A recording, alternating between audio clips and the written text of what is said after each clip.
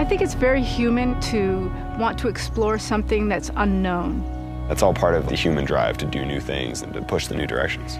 A lot of us are hardwired that way, like we have to explore. I think that's what draws a climber to El Capitan. When you look up at this massive wall of granite, it's just gigantic, like a sea of rock. Once you step off the ground, you have to navigate whatever challenges come your way. You have to have a lot of faith in your ability to figure things out on the fly. When I look at El Cap, I'm inspired to climb better, climb harder, climb faster. It's just cool to flirt with the impossible, you know? You're way off the ground. The very tips of your fingers and the very tips of your toes are the only thing touching the wall. It's a matter of belief.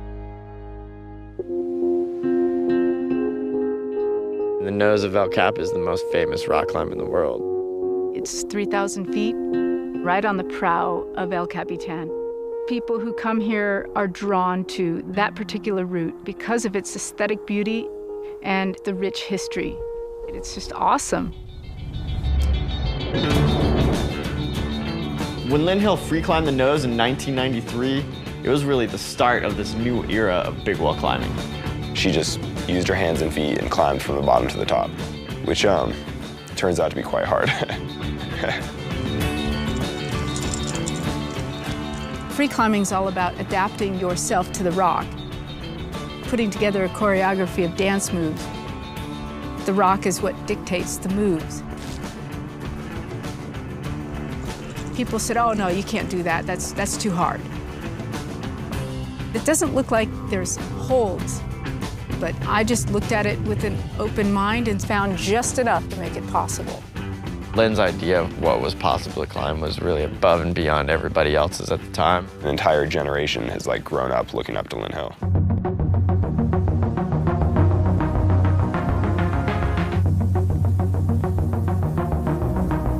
Today, climbers, they're just amazing. Harder and harder climbs, faster and faster ascents. It's so inspiring seeing the next level. Guys like Alex Honnold.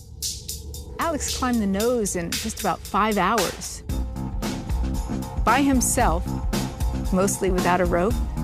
The idea of being unroped up high on El Cap is like the scariest thing you can imagine. He's able to control his fear the way I might control the dials on my car stereo. And I've never met anybody else like that. I mean, it's a pretty crazy experience, but I feel like I know myself well enough to use gear if I need it, use my rope if I need it, and only free solo the parts that I feel comfortable. Alex raised the bar with his speed solo of the nose. And then just this year, Tommy Caldwell did the first ascent of the Dawn Wall, the hardest big wall climb in the world. The Dawn Wall is this huge swath of blank stone to the right of the nose. I spent years putting together this puzzle. I didn't want to just push it a little bit. I wanted to see if I could take a giant leap.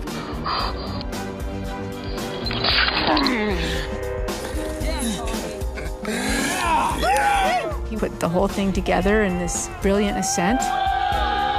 And it's something that people all over the world are inspired by.